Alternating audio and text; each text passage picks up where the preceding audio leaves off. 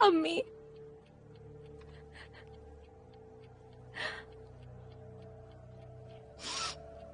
आरतम को मैंने मारा था अम्मी। तुम्हारी तबीयत ठीक है ना? वही दादा आए थे, उन्होंने मुझे दिखाया। ये तुम क्या कह रही हो बुसरा? दादाजी यहाँ आए थे। तुमने सपना देखा होगा। वो सपना नहीं था। या अल्लाह मेहर करना।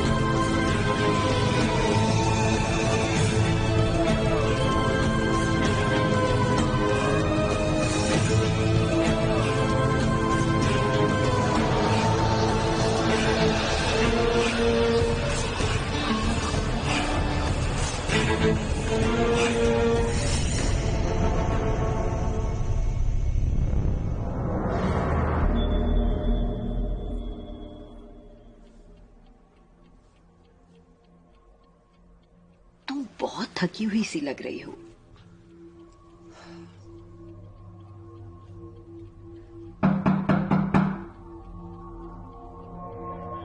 उम्मीद है सब ठीक होगा।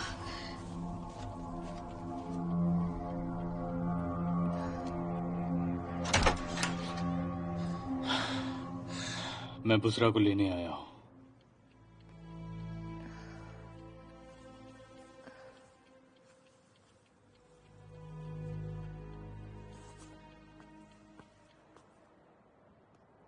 क्या बात है सलीम? बुसरा, तुम्हें मेरे साथ चलना होगा। बुरहान बाबा चाहते हैं कि तुम वहां पर आओ। कौन बुरहान बाबा? एक काजी हमारे बारे में सब कुछ जानता है।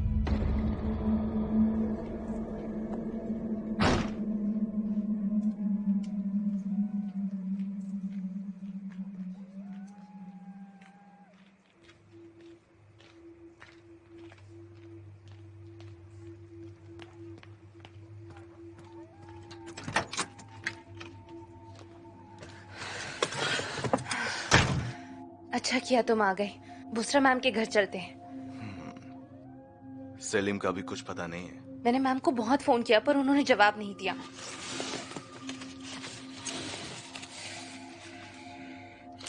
बस उस अजीज ने गांव वालों के साथ मिलकर कुछ उल्टी सीधी हरकत ना की हो।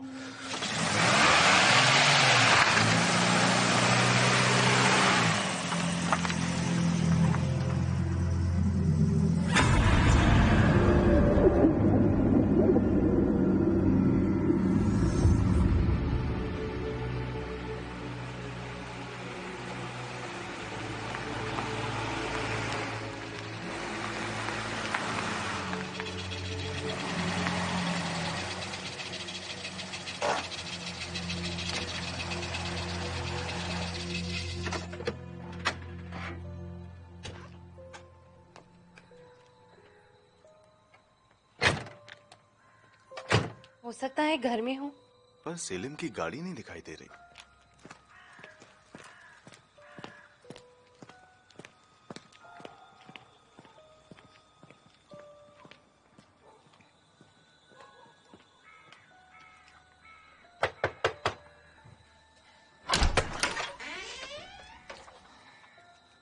बोलो। Good evening. Good evening. मैं बुसरा की माँ हूँ। अच्छा, बुसरा मैम घर पर है? वो सेलिम के साथ बाहर गई है। कहाँ गए हैं वो? मुझे नहीं पता, पर वो सेलिम किसी बुरहन बाबा का नाम ले रहा था। बुरा बाबा कौन है? उनको इतनी रात गए एक बाबा से क्या काम पड़ गया? मैं बुसरा मैम के साथ हॉस्पिटल में काम करती हूँ। उनको इतनी बार फोन किया पर उन्होंने फोन नहीं उठाया तो फिक्र हो गई थी। समझ गई।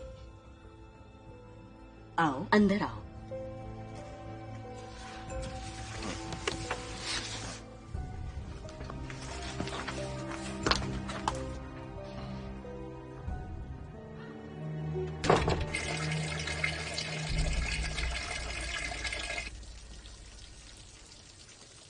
सेलिम, हम कहाँ जा रहे हैं? भरोसा रखो। सेलिम, मैंने एक बहुत गलत काम किया है। मुझे पता नहीं है और मुझे याद भी नहीं है कि कैसे हुआ। अर्दम को मैंने मारा है। वो सपना नहीं था, सच था। मैंने उन लम्हों को फिर से जिया है।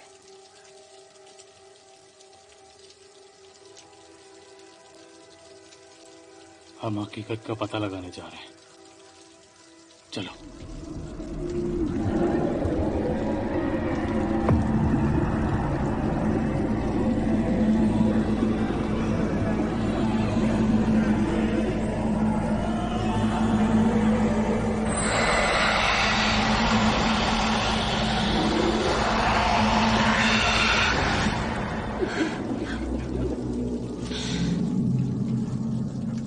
सेलिम, कोई चीज है जो मुझे उधर खींचती है। जानता हूँ।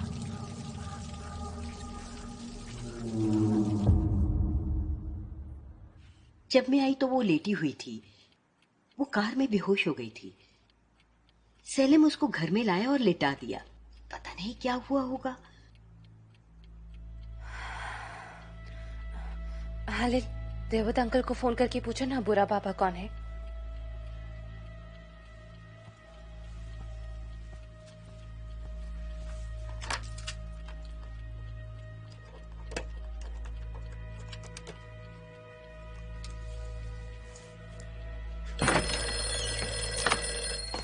सुनो, तुम दोनों सो जाओ। रात बहुत हो गई, हम कल सुबह खेलेंगे, ठीक है? अब सो जाओ।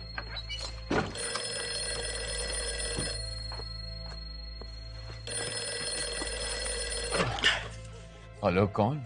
दाऊद अंकल, हलील बोल रहा हूँ। माफी चाहूंगा आपको इतनी रात में परेशान किया। नहीं, कोई बात नहीं, बोलो। आप किसी बुरहान बाबा को जानते हैं? नहीं, मैं किसी बुरहान बाबा को नहीं जानता। आसपास के गांवों में भी ऐसा कोई आदमी नहीं। इसलिए पूछ रहा था क्योंकि सेलिम और डॉक्टर उसके पास गए। मुझे उनकी फिक्र हो रही थी। रखता हूँ अभी। शब्बा खैर दाऊद अंकल। शब्बा खैर।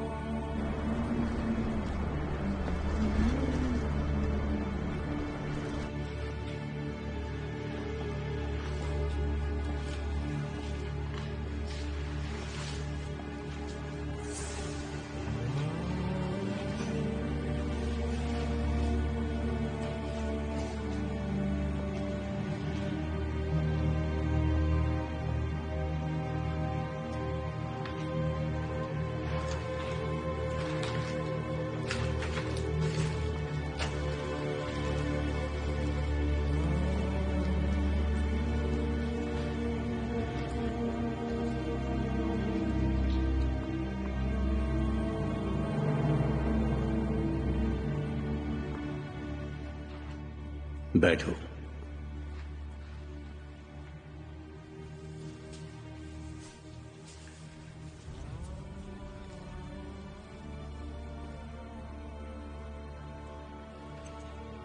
घबराओ नहीं बेटी।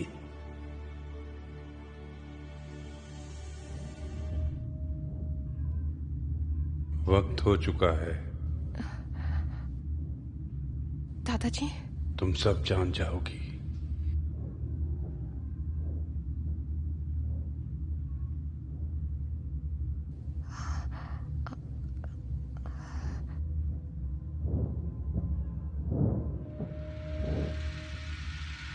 जो सच तुम जानने वाले हो उसको समझना आसान नहीं होगा, और मेरे लिए उस सच को समझना और ज्यादा मुश्किल होगा। इससे पहले कि हम तुम्हें ये सब बताते, तुम्हारा हम पे यकीन होना जरूरी था, तुम्हारा तैयार होना जरूरी था। इसीलिए मैंने तुमसे कहा था, ये जानने के लिए कि तुम कौन हो, पहले ये जानना जरूरी होगा कि तुम कौन नहीं हो। और मैंने तुम्हें उस कमरे की जमीन को खोदने को कहा था।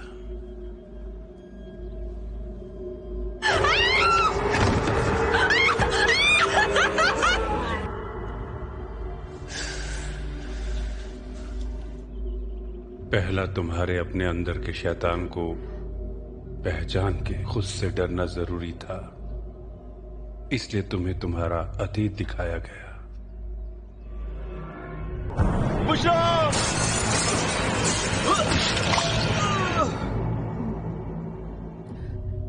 मैं हमेशा तुम्हारा रहनुमा बना, तुम्हें हर मोड़ पर राह दिखाता रहा। हम हमेशा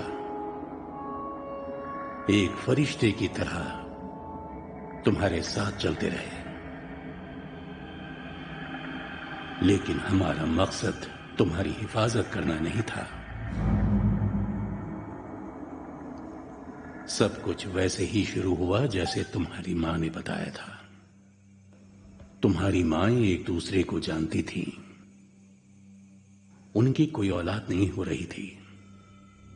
एक रात वो केवसर नाम की एक तांत्रिक औरत से मिली थी। उनकी औलाद नहीं हो रही थी और उस औरत ने उनसे कहा कि वो सोने के बदले में उनकी मदद करेगी। उन्होंने उस औरत को अपना सब कुछ दे दिया। उस औरत ने दूसरी दुनिया की 2 हस्तियों को, जिनका नाम था सैम हदिस और एपियत, उनको अपना गुलाम बनाकर इस्तेमाल किया। तकरीबन 7 या 8 महीनों के बाद तुम इस दुनिया में आए।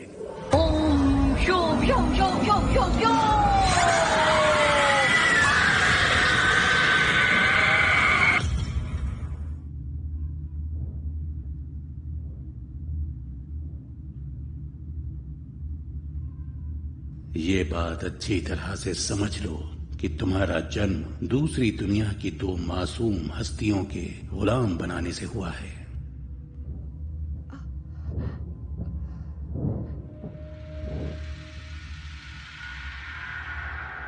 तुम्हारे अब्बा इस दुनिया के नहीं हैं।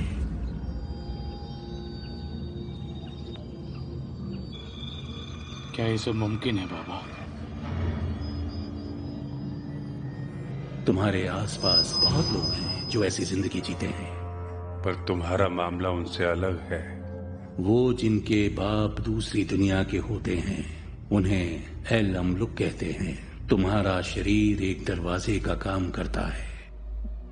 उनका जिस्म जो तुम्हारी तरह एल अमलुक होते हैं, वो शैतान नफरत को उस दुनिया से इस दुनिया में आकर बुरे काम करने का मौका देते हैं। ये बात अच्छी तरह से समझ लो। लेकिन एल अमलुक को इस बात का एहसास भी नहीं होता है। पर तुम्हारा शाप ज्यादा गहरा है। ये सब फव्वारे के पास के उस पेड़ के नीचे तब शुरू हुआ था जब तुम छोटे थे। चलो उस फवारी वाले पेड़ के पास जाकर मेंढक पकड़ते हैं।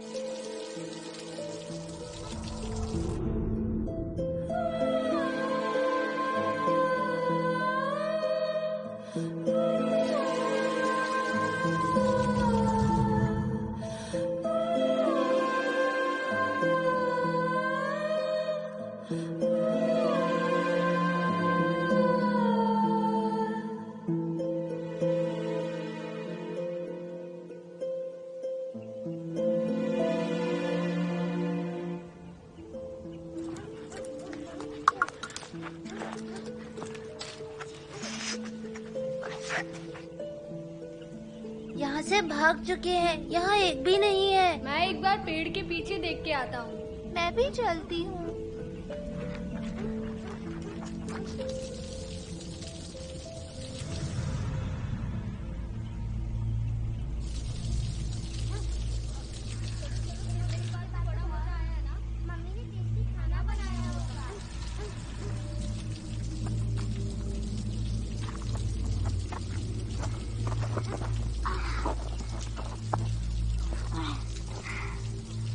देखो देखो, मुझे मिल गया है, ये देखो।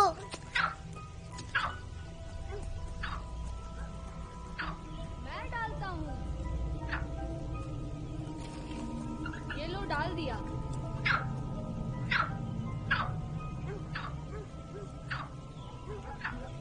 चलो अब गांव वापस चलते हैं। सेलिम और बुशरा कहाँ है? वो देखो उस पेड़ के नीचे, मैं बुलाकर लाता हूँ।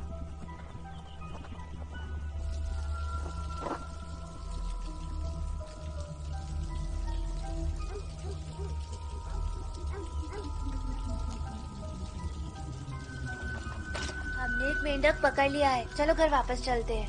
हम यहीं रहेंगे। तुम जाओ, हम यहीं रहेंगे। एफरित ने तुम्हारे कमजोर शरीरों पर कब्जा कर लिया और तुम्हें वहां से नहीं जाने दिया।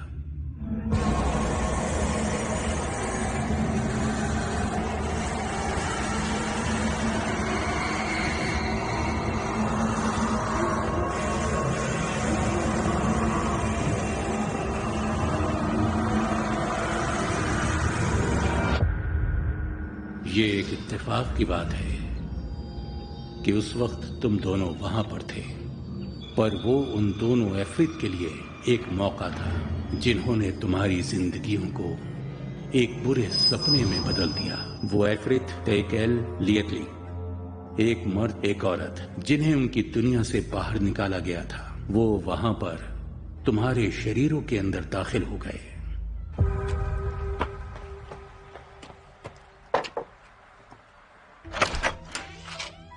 अंकल, हम मेंढक पकड़ने गए थे, पर बुशरा और सेलिम हमारे साथ वापस नहीं आए। वो एक पेड़ के नीचे बैठे हैं, उन्होंने कहा वो वहीं रहेंगे। तुम कहाँ गए थे? कौन सा पेड़? वो जो फुव्वारे के पास है। मैं जरा देख कर आता हूँ।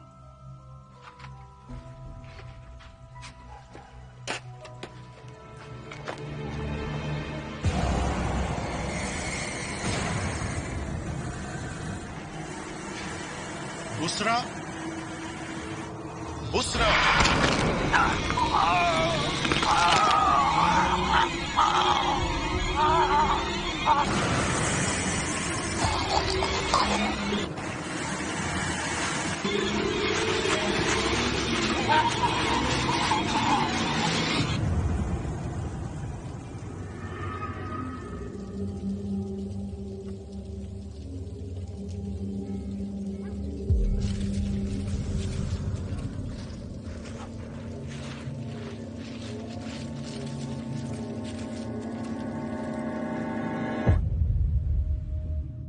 वो तुम्हारे शरीरों के अंदर दाखिल हो गए।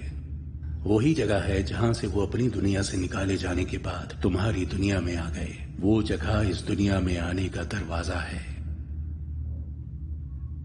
अपनी दुनिया से निकाले गए तैकेल और लियतली नाम के उन एफरित का मकसद साफ है। वो तुम्हारे शरीरों में घुसकर अपनी दुनिया को हमेशा के लिए छोड़कर इंसानों की दुनिया में आकर अपने खानदान को आगे बढ़ाना चाहते हैं। वो कई सालों से तुम्हारा पीछा कर रहे हैं।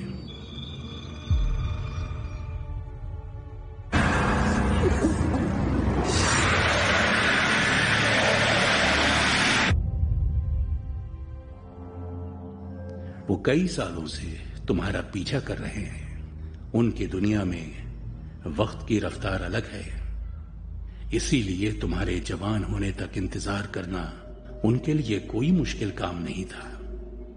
उनकी दुनिया का वक्त अलग रफ्तार से दौड़ता है। वो तुम्हारे जिस्म में तभी समा गए थे जब तुम बच्चे थे।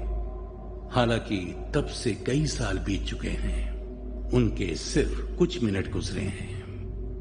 मतलब उन्होंने तुम्हारे शरीरों पर सिर्फ कुछ मिनट पहले ही कब्जा किया है। ये उनके लिए कोई बड़ी बात नहीं है।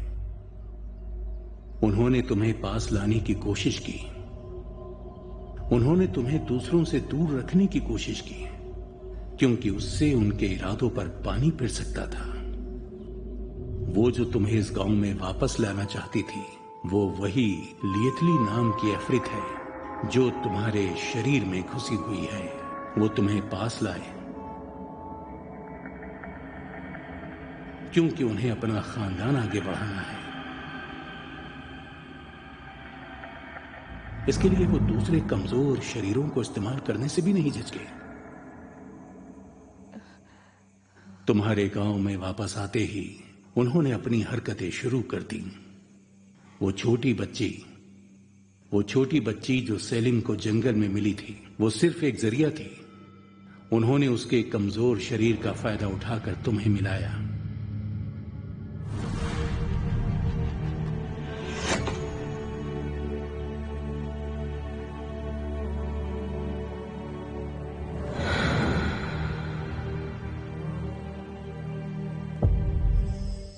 तुम दोनों के बीच का प्यार ही तुम्हारा सबसे बड़ा गुनाह है। तुम दोनों के प्यार के पीछे उनके दोनों के खतरनाक इरादे हैं। बाबा, अली को क्या हुआ था? वो भी सिर्फ एक जरिया ही था। उन्होंने उसके मासूम शरीर को तुम्हें फव्वारे वाले पेड़ के पास ले जाकर मिलाने के लिए इस्तेमाल किया था।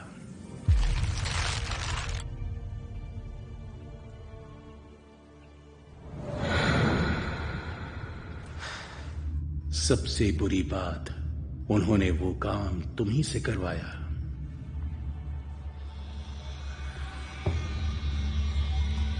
अली, बेटा,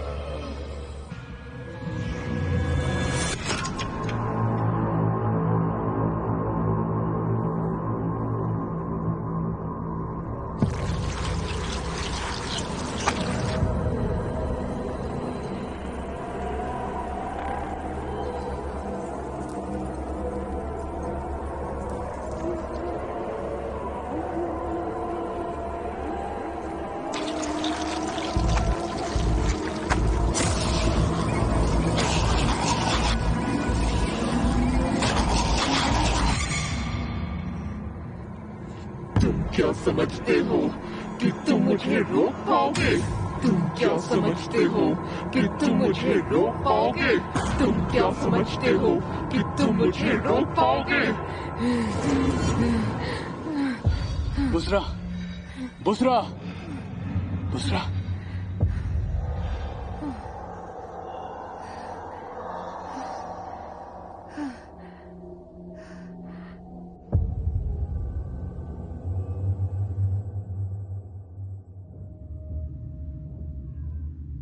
वो तुम्हें फव्वारे के पास ले जाना चाहते हैं।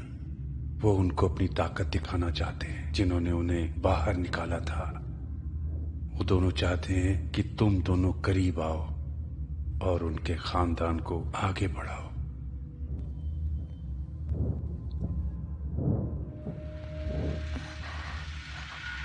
पर आप हमें ये सब क्यों बता रहे हैं? जैसा मैंने कहा, हमारा इरादा तुम्हारी हिफाजत करना नहीं है। हाँ, बस उन शैतानी हस्तियों के शाप को पूरा होने से रोकना चाहते हैं। और आप कौन हैं? हालांकि तुम्हारे जन्म का इल्जाम हम पे नहीं है। तुम्हारा जन्म उस तांत्रिक औरत ने जबरदस्ती करवाया था। फिर भी तुम्हारी जिम्मेदारी हम पर है। अगर आज तुम एल अमलुक हो और तुम्हारा शरीर दरवाजा है, उसके जिम्मेदार हम हैं। तुम हमारे बच्चे हो, तुम्हारे शरीरों का ना सही, पर हम तुम्हारी आत्माओं का हिस्सा हैं। तुम हमारे बच्चे हो, तुम हमारे वंशज हो, तुम्हारे शरीरों का ना सही, पर हम तुम्हारी आत्माओं का हिस्सा हैं। तुम्हें सब कुछ सच सच बताना हमारा फर्ज बनता है। अगर तुम हिम्मत दिखाओगे, वो यहां नहीं आ पाएंगे, वो हमारे पास नहीं आ पाएंगे। उनकी अपना चेहरा दिखाने की या हमारी आंखों में देखने की हिम्मत नहीं पड़ेगी। तुम तक पहुंचने के लिए और तुम्हें सब कुछ बताने के लिए अपने खुद को उन लोगों के रूप में ढाला जिन पर तुम अपनी दुनिया में यकीन करते हो। तुम अपने जन्म से ही शापित हो, पर वो खतरा और बढ़ गया जब वो दो हस्तियां तुम्हारे शरीरों में समा गई। हमें उन खतरों को दूर करने की जिम्मेदारी सौंपी गई। तुम दोनों और तुम्हारे अंदर मौजूद एफरित मेरी बात सुन रहे हैं। वो तुम्हें शापित प्यार के सहारे जो मैं कहने वाला हूं उसे होने से रोकने की कोशिश करेंगे। वो तुम्हारे शापित प्यार के सहारे उसे होने से रोकने की कोशिश करेंगे जो मैं कहने वाला हूं। इस शाप को खत्म करने का सिर्फ एक तरीका है। तुम्हारी जिंदगियां झूठी हैं, तुम्हारे सपने नकली हैं, तुम्हारे आसपास कुछ भी वैसा नहीं है जैसा तुम सोचते हो। तुम्हारे शरीर उनके कब्जे में है, उनके कब्जे में है, कब्जे में है, कब्जे में है, कब्जे में है। तुम्हें उनके दरवाजे बंद करने होंगे। तुम्हें अपनी मर्जी से अपने शरीरों को खत्म करना होगा जो उनके लिए दरवाजा बनते हैं। हालांकि तुम्हारा शापित प्यार चाहेगा कि ऐसा ना हो, लेकिन तुम्हारी मुक्ति इसी में है। और अगर हम ऐसा नहीं कर पाए तो और जाने जाएंगी। तुमने खुद देखा जिन्होंने तुम्हारे बारे में बात की या जो तुम्हारे रास्ते में आए उनका क्या अंजाम हुआ। तुम इस शाप को सिर्फ अपनी मर्जी से हटा सकते हो। तुम्हें ये काम खुद करना होगा। तुम्हें सही रास्ता चुनना होगा। अगर तुम में से कोई एक भी झिझका, तुम गलत रास्ते पर चले जाओगे और वो हम सब के लिए बर्बादी का सबब बनेगा। तुम उस फव्वारे पर जाओगे, या तो तुम उस शाप को खत्म कर दोगे या उनकी इच्छाओं को मानकर इस शाप के साथ जियोगे। उनको खुद से दूर करना हो या उनकी इल्तिजाओं को मानना हो, तुम्हें मिलकर चलना होगा। तुम्हारा इरादा जितना ज्यादा मजबूत होगा, तुम्हें उससे उतनी जल्दी छुटकारा मिलेगा। इसमें तुम दोनों का इरादा बहुत अहम होगा। जिसके जुनून में ज्यादा ताकत होगी उसकी इच्छा पूरी हो जाएगी। अब सब कुछ तुम्हारे फैसले पर टिका है। हालांकि दोनों ही सूरतों में तुम्हारी हार होगी। या तुम शैतान के रास्ते पर चलकर शाप के साथ जीने का फैसला करोगे, या तुम सही रास्ते को चुनकर इस शाप को खत्म कर दोगे। लेकिन सही रास्ते को चुनने की कीमत चुकानी पड़ेगी। वो एफरित तुम्हारी आत्माओं से कैंसर की तरह चिपका हुआ है। उनके तुम्हारे शरीर से निकलने के बाद तुम्हारे शरीर जिंदा नहीं रह पाएंगे। उसके लिए तैयार रहना। तुम्हें इस नेक मकसद के लिए अपनी जिंदगियां कुर्बान करनी होंगी। कभी कभी मसलों को हल करने के लिए कुर्बानी जरूरी होती है। वो तुम्हें किसी और के साथ नहीं रहने देंगे, पर तुम एक दूसरे के साथ भी नहीं रह पाओगे। तुम्हारा प्यार एक शाप है। तुम पे उनका साया है, साया है।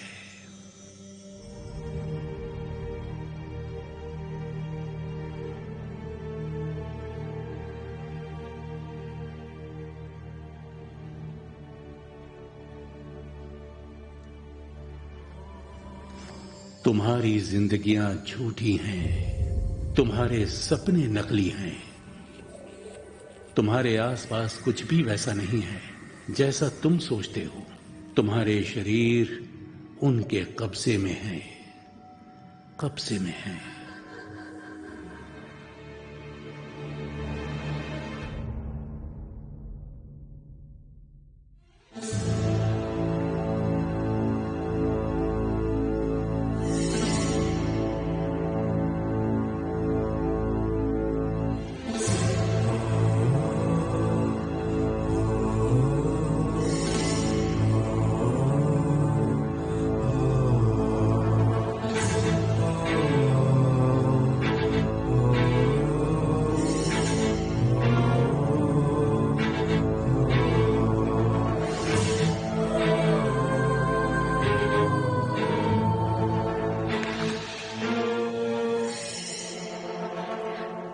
सेलिम, मुझे डर लग रहा है। मैं तुम्हारे साथ रहना चाहती हूँ।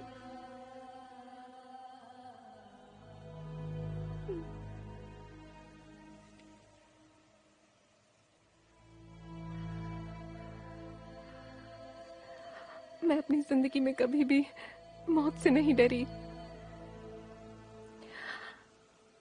मैंने ये जानते हुए खुदकुशी करने के बारे में भी सोचा है कि वो बहुत बड़ा गुनाह है। हमने कभी चाहा नहीं था कि ऐसा हो। आखिर हमने किया क्या है? हमारी गलती क्या है? हालांकि हमने कोई गुनाह नहीं किया, हम तो उनको सजा देने का जरिया बने हैं जिन्होंने ये किया है। ये बकवास है। हमारा भी हक बनता है खुशियों पर। सारी जिंदगी दर्द सहा और अब आखिर में ये मिलेगा? मुझे समझ नहीं आ रहा कि मैं किस बात पर यकीन करूं। अगर जो उन्होंने कहा वो सच है और अगर हमें सच में उसके लिए मरना पड़ा तो मैं उस सच को मानने के लिए बिल्कुल भी तैयार नहीं हूं। चाहे कुछ भी हो, मैं जिंदा रहना चाहती हूं। हम इतने सालों से दुख सह रहे हैं ताकि हम साथ में रह सकें। सिर्फ शापित प्यार के लिए, है ना?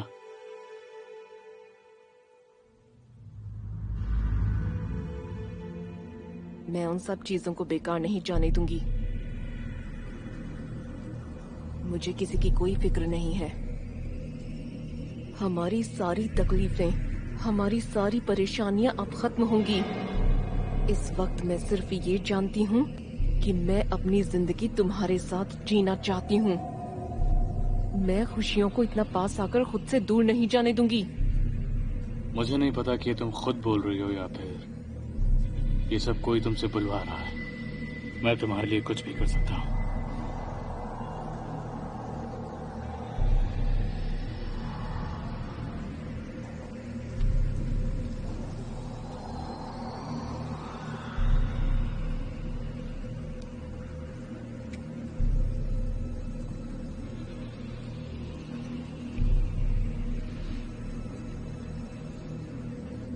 सच वो है जो इस वक्त तुम महसूस कर रहे हो। ये जहर है। अपने दिल की आवाज सुनो। जब अब तक हर चीज का फैसला उन्होंने किया है तो ये फैसला भी उन्हीं को करने दो। मैं रोशनी की तरफ अकेले जाने की बजाय तुम्हारे साथ अंधेरे की तरफ जाना पसंद करूंगा। अपने अंदर दहक रही आग को बुझाने का सही वक्त आ गया है। मैं तुम्हारे लिए कुछ भी कर सकता हूं। चलो वहां चलें जो हमारी जगह है।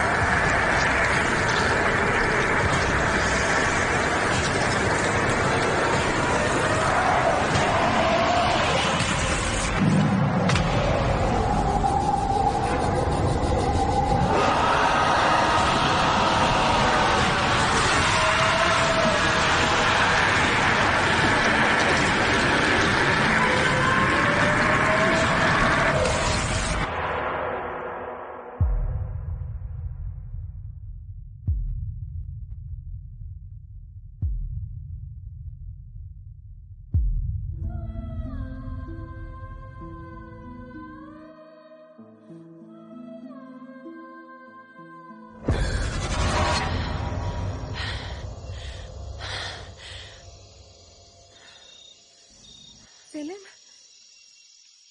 मैं तुम्हारे लिए कुछ भी कर सकता हूँ।